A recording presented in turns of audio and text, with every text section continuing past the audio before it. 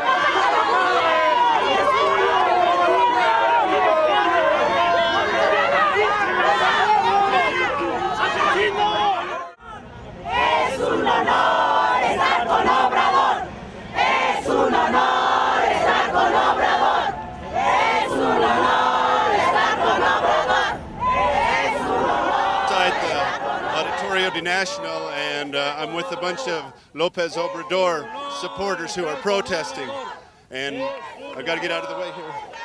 Behind me is the military. It's a lot of army guys. A lot of army guys here. It's maximum security de maximo, and we're here. The incoming President Calderon, is in there speaking, and we're going to let these guys go in. It's a little nerve-wracking, but there's a few supporters here. The main protesting is down in Avenue de la Reforma, and right now we're outside here trying to see what's going on. Actually, it was a fraud. It was very after the election begins. All the enterprises who are linked with Felipe Calderón start a campaign against López Obrador and start to saying López Obrador is a danger for Mexico. If López Obrador won the elections, Mexico will collapse and everything. And that was a lie. How was there fraud in the election? How did that work? Oh, well, the election fraud worked like this. I mean, the company that sell the software that was going to be used for the elections, that company is owned by Felipe Calderón's brother-in-law, who is Hildebrando Zavala. He's the brother of Calderón's wife. So he gave the software to the IFE, which was the institution of people who can vote here. And then the one that is in charge of the IFE, it's Calderón's best man. So in any way they are related to Calderón. All the people who were supposed to check that the elections and everything were clean were related to Calderón in some way. So the elections weren't clean. They made a lot of fraud with the computer system, and when Andres Manuel asked for a new recount, they just said no, we can't because it's too expensive. I mean, it's not expensive for them because anyway, we people pay for that. Okay, and the second part of the fraud was an electronic fraud when López Obrador was on the top of the elections, when the only people has vote, they take all the system down in the morning, in the early morning. So when they restart the system in the morning, the day after, Felipe Calderón was on the first place in front of Obrador. They make that electronic fraud, so they make the people can disappoint about López Obrador. If we think López Obrador has lost, but we didn't. He has lost. We know he won the elections. And now we are trying to speak out loud, saying López Obrador won the elections, and they are not letting us. They are putting all the army against us.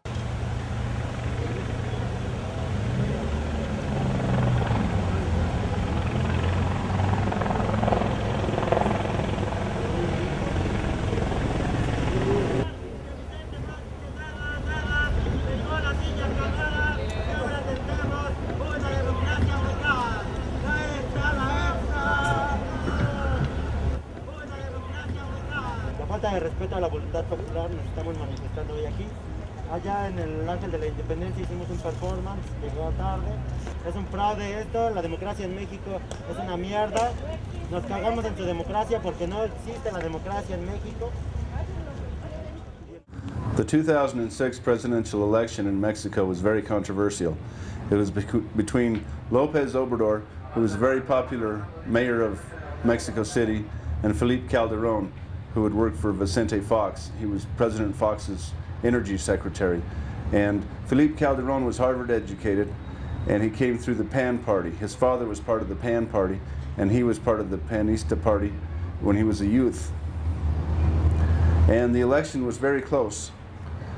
In Mexico they have IFE, the Institute of Federal Elections.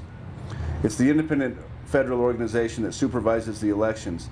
And IFE was founded because of all the allegations of fraud in the past, especially the 1988 election where Carlos Salinas was elected. It was a very controversial election. Perhaps the PRI stole it. Keep in mind that there were 71 years of PRI, of one party's government, before Vicente Fox was elected in 2000.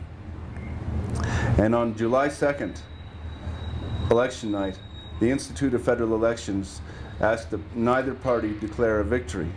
They said the election was too close to call. So the next day, they calculated the votes and declared Felipe Calderón the winner by 233,000 votes on 31 million, 0.6 percentage point margin. But López Obrador did not go down peacefully. He organized a sub-government. He declared himself President Legitimo, and he organized a government within a government. So essentially Mexico is functioning with two presidents. Very controversial. And López Obrador would put together marches where 2 million people, maybe more, would protest on the Reforma. They blocked businesses, they blocked traffic, cost downtown merchants millions.